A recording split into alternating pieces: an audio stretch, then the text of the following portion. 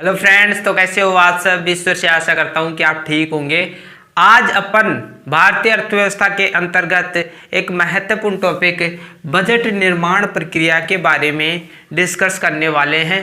कई बार अपन सुनते हैं बजट के बारे में, तो उसी बजट के बारे में अपन ये जानने का प्रयास करेंगे कि इसका निर्माण किस प्रकार होता है और इसके संदर्भ में बहुत सारी चीज़ें जानने वाले हैं। कंपटीशन के अंतर्गत ये टॉपिक आता है और इस टॉपिक में बहुत सारी चीज़ें आपको क्लियर होंगी। ठीक है, तो शुरू करते हैं इस वीडियो को। सबसे पहले आपके सामने लिखा हुआ है कि बजट का निर्माण एक अत्यंत विस्तृत एवं जटिल प्रक्रिया है। ठीक है, ये जो बजट है वो एक विस्तृत यानी लंबे समय तक चलने वाली, लंबे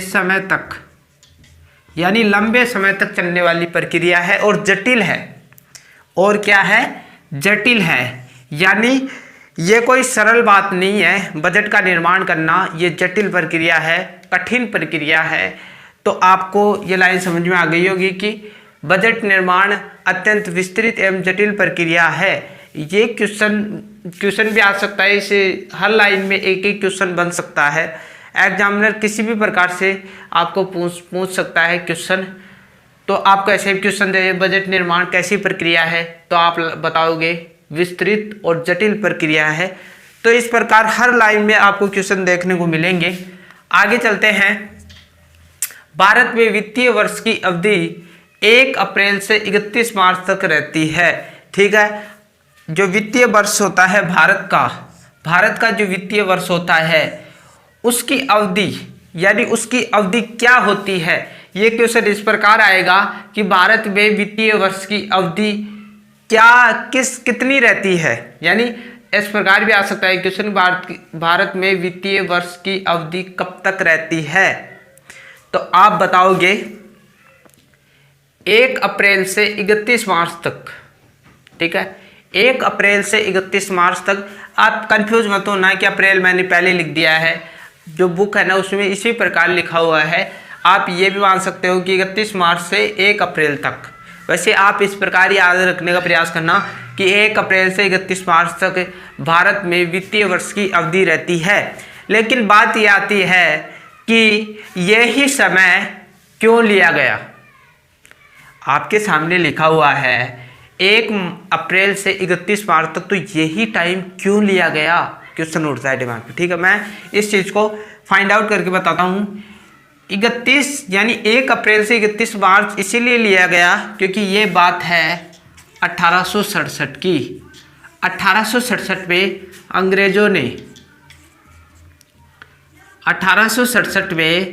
अंग्रेजों ने सबसे पहले बजट बनाया था। सबसे पहले भारत के लिए बजट बनाया था, बजट का निर्माण किया था। और इस टाइम अंग्रेजों ने यही टाइम चुना था, 1 अप्रैल से 31 मार्च तक बजट का निर्माण किया जाएगा। उसी टाइम से इस टाइम को बदला नहीं गया और त्यों इसी माह में भारत भी बजट निर्माण करता है। अंग्रेजों की चीज़ों को अपना रखा है। आप काफ़ी सारी चीज़ें देखोगे, काफ़ी सारे कानून देखोगे जिसमें आप ये पाओगे कि अंग्रेजों ने जो कानून बनाए थे वो आज भी भारत में लागू हैं। 1947 में भारत देश आज़ाद हुआ था अंग्रेजों से, लेकिन अंग्रेजों के पूरे चंगुल से नहीं छूटा। आज भी ऐसे कानून हैं जो अंग्रेजों के बनाए हुए हैं और अभी भी चल रहे हैं। तो 1867 में ही प्रथम बजट पारित हुआ था अंग्रेजों द्वारा और अंग्रेजों ने ये समय रखा था 1 अप्रैल से 31 मार्च तक और अभी भी यही समय चलता आ रहा है। तो क्वेश्चन इस प्रकार उठेगा कि भारत में वित्तीय वर्ष की अवधि कितनी होती है, तो आप लिखोगे 1 अप्रैल से 31 मार्च तक। आपको ऑप्शन दिए रहेंगे, आप टिक करके आ जाना। ठीक है, आगे अपन जानते हैं, ये क्लियर हो गया अपन का। आगे देखते हैं बजट निर्माण प्रक्रिया। बजट प्रस्तुति के समय से 6-7 माह पूर्व प्रारंभ हो जाती है। ये इस लाइन में ये बताने का प्रयास कर रहा है कि प्रारंभ कब होती है ये। ठीक है, तो इस चीज़ को दोबारा समझिएगा। बजट निर्माण प्रक्रिया यानी बजट का निर्माण शुरू होने की जो प्रक्रिया है ना, वो प्रक्रिया बजट प्रस्तुति, यानी बजट जब अपन बनाकर संसद में प्रस्तुत करते हैं, वहां से पारित कर देते हैं, तो वो प्रस्तुति हो जाएगी बजट की। तो उस बजट प्रस्तुति से 6-7 माह पूर्व, ये समझाने का प्रयास कर रहा हूँ, जब बजट को प्रस्तुत किया जाता है उससे 6-7 माह पूर्व इसका निर्माण का जो प्रारंभ है, इसके निर्माण की जो प्रक्रिया है वो प्रारंभ हो जाती है। बजट की प्रस्तुति से 6-7 माह पूर्व ही बजट निर्माण की प्रक्रिया शुरू हो जाती है, प्रारंभ हो जाती है। तो आपके सामने क्वेश्चन इस प्रकार उठेगा यहाँ पर कि बजट निर्माण की प्रक्रिया किस समय शुरू हो जाती है। आप इस प्रकार ये भी उठ सकता है, बजट निर्माण की प्रक्रिया बजट प्रस्तुति के समय से कितने माह पूर्व शुरू हो जाती है। तो आप लिखोगे 6-7 माह पूर्व बजट निर्माण की प्रक्रिया शुरू हो जाती है। इसके बाद में देखते हैं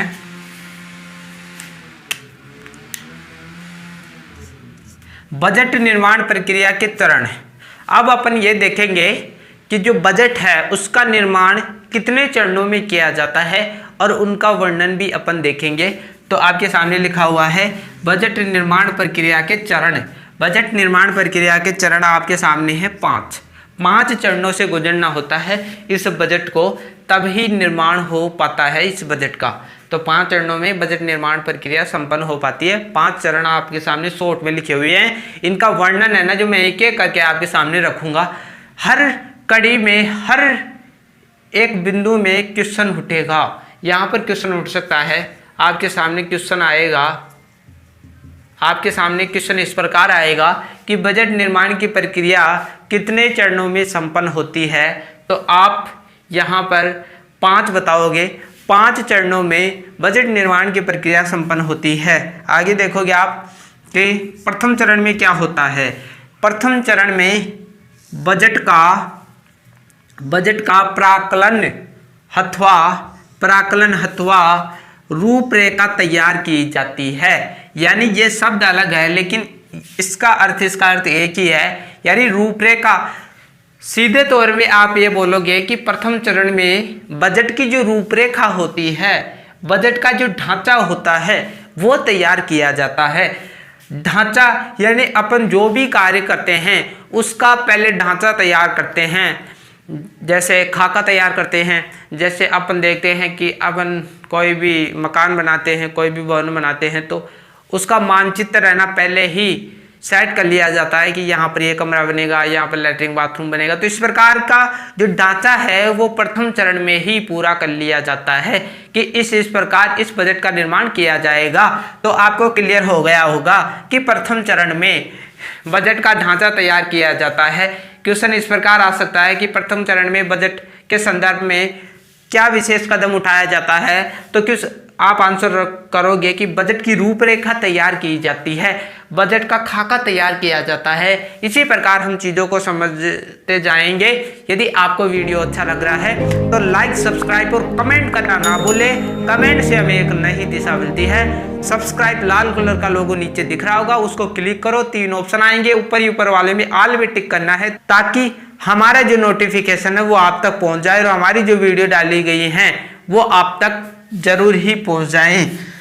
दूसरा चरण हम देखेंगे। दूसरे चरण में क्या दे रखा है, बजट के दस्तावेज तैयार करना। बजट के दस्तावेज तैयार करना, शॉर्ट में इसका अर्थ है आय व्यय का विवरण। यानी द्वितीय चरण में बजट के दस्तावेज तैयार किए जाते हैं और दस्तावेजों में क्या लिखा रहता है, आय व्यय का विवरण। यदि पूरे भारत का यदि बजट तैयार हो रहा है तो वो उस बजट की जो आय और व्यय है उसका सारा विवरण आएगा कि आगे अपन कितनी आय, कितने पैसे खर्च करने वाले हैं और कितने कमाने वाले हैं। वो सारा विवरण एक दस्तावेज में तैयार करना होता है, एक पन्ने में तैयार करना होता है। उस आय व्यय का जितना भी विवरण है, यानी कितना पैसा हमारे जो इंडस्ट्री है उसमें खर्च होगा, कितने पैसे अपन छात्रों पर खर्च करेंगे। तो ये जो सारे क्षेत्र है ना, जितने भी सारे क्षेत्र हैं उनके आय व्यय का विवरण, टोटल जितने भी आंकड़े होते हैं वो एक दस्तावेज में तैयार कर लिए जाते हैं। जैसे आप बढ़िया देखते हो वो लिखता रहता है, तो उसी प्रकार द्वितीय चरण में देश के जितने भी आंकड़े हैं उनको एक दस्तावेज में अंकित कर लिया जाता है और एक दस्तावेज बनाया जाता है, उसी के आधार पर बजट का निर्माण कर लिया जाता है। तो द्वितीय चरण में हमने देखा, आप ये क्वेश्चन आ जाए कि बजट का दस्तावेज किस चरण में तैयार किया जाता है, तो आप डायरेक्टली ये बताओगे द्वितीय चरण में। ठीक है, द्वितीय चरण में बजट का दस्तावेज तैयार किया जाता है, आय व्यय का विवरण तैयार किया जाता है। चीजें आपको समझ में आ रही होंगी, मुझे भी अच्छा लग रहा है। ठीक है, तीसरा जो चरण है वो देखते हैं। तीसरे चरण में क्या दे रखा है? तीसरे चरण में संसदीय चर्चा के बाद, संसदीय चर्चा किस पर हो रही है? बजट के ऊपर, कि बजट ऐसा होना चाहिए, बजट इतना होना चाहिए, इतने पैसे खर्च करने हैं अपन को, इतने पैसे शिक्षा पर खर्च करने हैं। तो इस प्रकार संसद में तीसरे चरण में चर्चा चल रही है। अब जितने भी सांसद हैं वो चर्चा कर रहे हैं संसद में। संसद यानी संसदीय चर्चा के बाद चर्चा हो गई बजट पर, पूरी तरीके से चर्चा हो गई, और उसके बाद में संसदीय अनुमति प्राप्त करना, यानी तीसरे चरण में बजट के ऊपर चर्चा हो गई। संसद में जितने भी सदस्य हैं उनके द्वारा चर्चा पूरी तरीके से हो गई। जैसे लोकसभा में चर्चा की जाती है, तो लोकसभा में जो चर्चा की गई और उस चर्चा के बाद में बजट को अनुमति प्राप्त करना, यानी बजट को अनुमति देना भी इसी चरण का कार्य होता है। तो क्वेश्चन उठ सकता है कि बजट के संदर्भ में संसदीय चर्चा के बाद संसदीय चर्चा के बाद बजट को अनुमति किस चरण में दी जाती है? तो आप लगाओगे तृतीय चरण में। तृतीय चरण में बजट को अनुमति दी जाती है। किसके द्वारा? संसद के द्वारा ये अनुमति दी जाती है। आप देखोगे चौथे चरण में क्या होगा? चौथे चरण में देखो, बजट का क्रियान्वयन करना, यानी चौथे चरण में बजट का क्रियान्वयन किया जाता है। क्रियान्वयन का मतलब क्या होता है? किसी भी चीज पर कार्य का शुरू करना, यानी कार्य को शुरू करना, कार्य को शुरू करना, इस क्रियान्वयन का अर्थ होता है। तो चौथे चरण में बजट का क्रियान्वयन किया जाता है। क्वेश्चन इस प्रकार आएगा कि बजट का क्रियान्वयन किस चरण में किया जाता है? इस प्रकार क्वेश्चन आ सकता है कि बजट का क्रियान्वयन बजट के किस चरण में किया जाता है? तो आप लगाओगे चौथे चरण में बजट का क्रियान्वयन किया जाता है। तो वेरी इंपॉर्टेंट क्वेश्चन मान सकते हैं। इस प्रकार के क्वेश्चन उड़ते रहेंगे। आगे आप देखो पांचवा चरण। पांचवा चरण आपके सामने है। पांचवा चरण वित्तीय कोषों का लेखांकन, वित्तीय कोषों का लेखांकन और लेखा परीक्षण। कोई दिक्कत की बात नहीं है, मैं इस लाइन को पूरी तरीके से समझाऊंगा। पांचवें चरण में क्या किया जाता है? वित्तीय कोषों का, सबसे पहले वित्तीय कोष समझो। वित्तीय कोष का मतलब पैसों का खजाना, जितना पैसा है। कोष का मतलब आप जानते हो खजाना, यानी स्टोर भी बोल सकते हो, पैसों का स्टोर। तो वित्तीय कोषों का लेखांकन, लेखांकन जो शब्द है इसका अर्थ समझो। लेखांकन का, यदि कोई चीज आपको समझ में नहीं आ रही है तो उसकी संधि विच्छेद कर लिया करो। मैं यहाँ पर संधि विच्छेद कर रहा हूं उसका, लेखांकन का।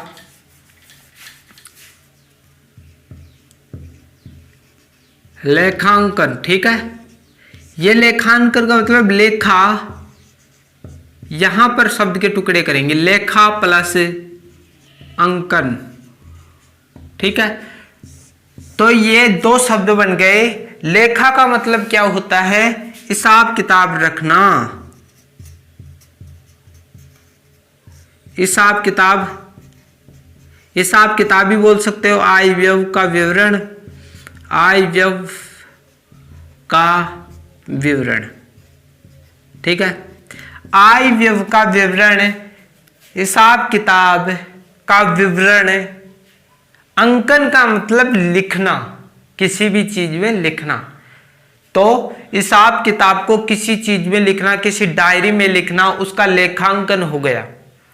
आप देखोगे पैसों में तो आंकड़े ही चलते हैं, तो उन आंकड़ों को किसी डायरी में लिखना ही लेखांकन होता है। इसी प्रकार वित्तीय कोष, कितना पैसा है, कितने आंकड़े हैं, पैसों के संदर्भ में इंडिया के पास में कितने आंकड़े हैं, उन आंकड़ों को एक पुस्तक में लिखना ही लेखांकन है। पुस्तक में लिखना ही लेखांकन है। यानी जब पांचवा चरण आता है तो इंडिया की जितनी भी पूंजी है, जितने भी आंकड़े हैं, उनको एक पुस्तक में लिख लिया जाता है। सीधी बात ये है, ठीक है। आपको इसको इस चीज पर भी समझो, लेखांकन का मतलब कि जैसे एक बढ़िया होता है, वो सारा आंकड़ा एक उसमें लिखता है, पुस्तक में लिखता है, बही बोलते हैं उसको, बही।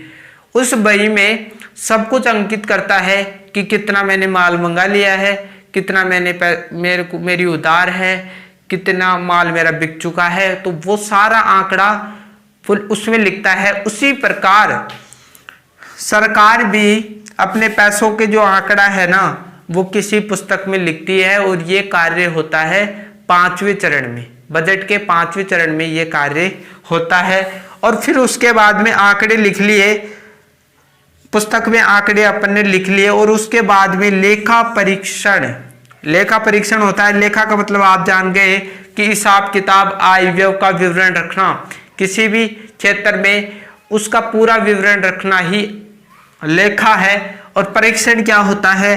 परीक्षण का मतलब होता है जांच करना।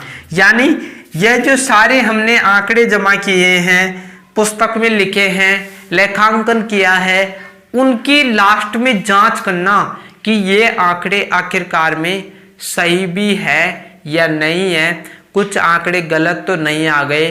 उन सारा जो हिसाब किताब है आय व्यय का, उसकी जांच करना, परख करना, ये दोनों चीजें ही इस पांचवें चरण में देखी जाती हैं। पांचवें चरण में पहले तो वित्तीय कोषों का लेखांकन किया जाता है, फिर उसकी जांच की जाती है। तो आपको चीजें समझ में आ रही होंगी। यहाँ पर क्वेश्चन ये उठेगा कि वित्तीय कोषों का लेखांकन व लेखा परीक्षण बजट निर्माण के किस चरण में पूरा किया जाता है? तो यदि ऑप्शन में आपको वो दे दे अंतिम, किसी ऑप्शन में आपको अंतिम चरण भी आ सकता है, घुमा कर दे सकता है, अंतिम चरण भी आ सकता है। और ऑप्शन में यदि पांचवा चरण दे रखा है तो आप पांचवें चरण को टिक करके आओगे और आपका क्वेश्चन सही हो जाएगा। इसके पश्चात फ्रेंड्स, जितने भी इसके चरण हैं, यानी 5 चरण है, 5 चरणों के बारे में खुलकर यानी विस्तार पूर्वक डिस्कस करने वाले, यहाँ से बहुत सारे क्वेश्चन उठते हैं। तो शुरू करते हैं। प्रथम चरण, सबसे पहले प्रथम चरण का विवरण जानेंगे कि इसमें क्या क्या होता है। मैंने पहले ही बता दिया है कि बजट का प्राक्कलन यानी रूपरेखा इसमें तैयार की जाती है प्रथम चरण में। और ये रूपरेखा किस किस प्रकार की जाएगी, किस संस्था के द्वारा ये किया जाता है, वो जानेंगे, ठीक है। सर्वप्रथम वित्त मंत्रालय, यानी ये जो वित्त मंत्रालय होता है, इसकी सहायता से ही बजट निर्माण किया जाता है, यानी बजट तैयार किया जाता है। यहाँ पर यह कहना बिल्कुल भी गलत नहीं होगा कि बजट निर्माण के कार्य में सबसे ज़्यादा योगदान वित्त मंत्रालय का होता है। यानी बजट का जो निर्माण होता है वो वित्त मंत्रालय द्वारा ही किया जाता है, ठीक है। अब ये वित्त मंत्रालय क्या है वो जान लो। यह एक ऐसा मंत्रालय है जो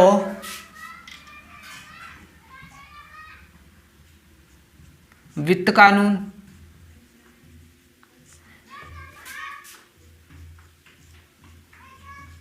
वित्तीय संस्था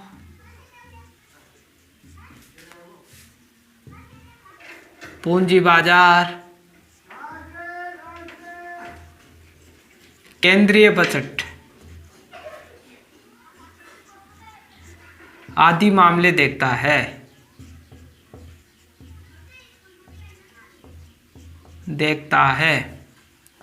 यानी जो ये वित्त मंत्रालय है वो आखिरकार में क्या है, इसके कार्य क्या हैं, तो मैं ये समझाने का प्रयास कर रहा हूँ कि जो वित्त मंत्रालय है वह एक ऐसा मंत्रालय है जो वित्त कानून यानी पैसों संबंधित कानून, वित्तीय संस्थाएं, पैसों संबंधी जितने भी संस्थाएं हैं, और पूंजी बाजार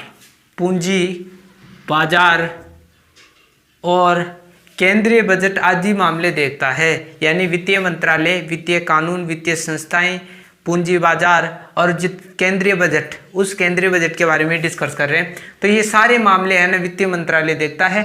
क्वेश्चन यदि आ जाए तो आपको पता होना चाहिए कि वित्तीय मंत्रालय के क्या क्या कार्य होते हैं। तो आप बताओगे वित्तीय कानून संबंधित, वित्तीय संस्थाएं संबंधित, पूंजी बाजार संबंधित और केंद्रीय बजट, इसके कार्य जो वित्तीय मंत्रालय सारे कार्य करता है।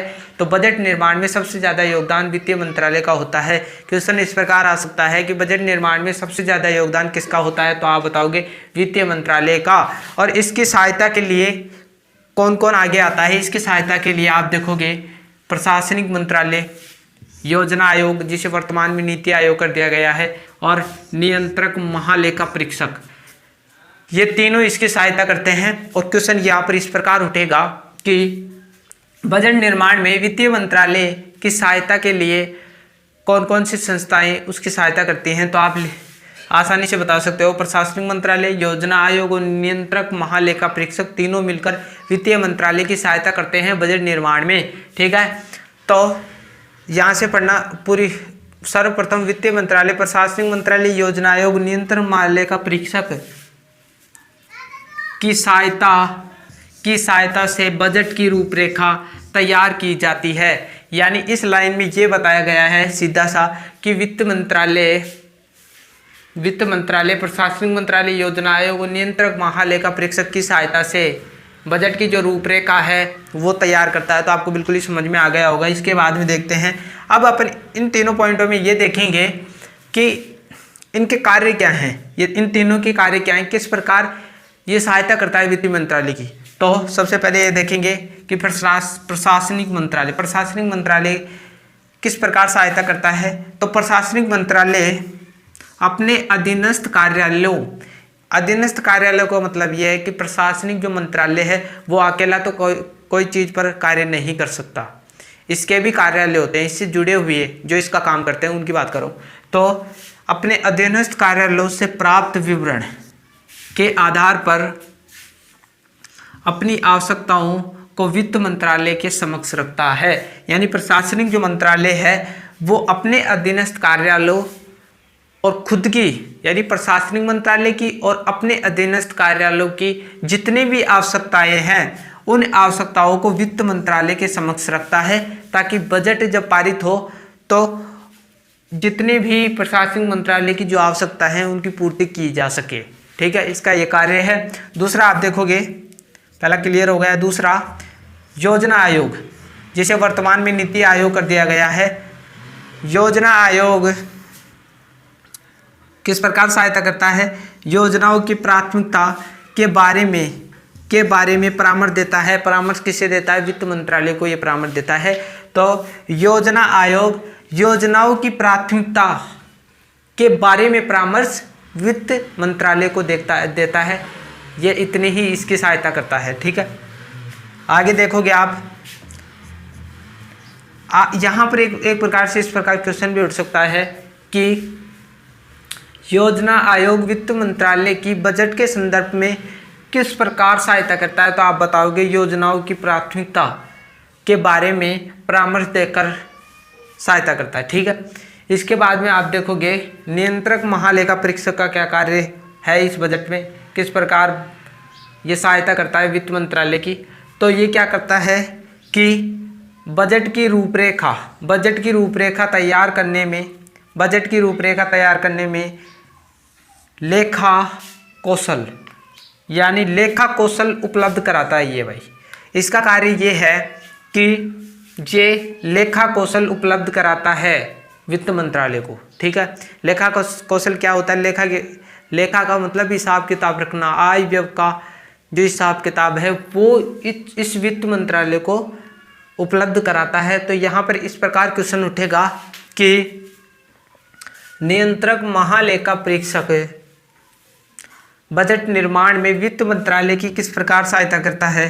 तो आप लिख देना बजट की रूपरेखा तैयार करने में लेखा कौशल उपलब्ध कराता है। आपको यह भी ध्यान में होना चाहिए कि नियंत्रक महालेखा परीक्षक आखिरकार में होता क्या है? यह एक ऐसा पदाधिकारी है, यानी ऐसा पदाधिकारी है जिसका कार्य भारत सरकार और प्रादेशिक सरकार के जो लेखा होते हैं उनकी जांच करता है, उनकी सत्यता की जांच करता है। यानी भारत सरकार और प्रादेशिक सरकार के जो लेखा जोखा होता है, आय व्यय का जो हिसाब किताब होता है, उसकी जांच ये करता है। तो आपको चीज़ें समझ में आ रही होंगी। तो फ्रेंड्स, आज की वीडियो में इतना ही। हमने काफ़ी कुछ पढ़ लिया, वीडियो ज़्यादा लंबी हो जाएगी, इसलिए प्रथम चरण के हमने विस्तार पूर्वक बातें कर लिए हैं। बाकी 4 चरण बचे हुए हैं, उनके बारे में डिस्कस अगली वीडियो में देखने वाले हैं। तो यदि वीडियो अच्छी लगी हो तो लाइक, सब्सक्राइब और कमेंट करना ना भूलें वीडियो को छोड़ने से पहले। तो मिलते हैं अगली वीडियो में, तब तक के लिए थैंक यू।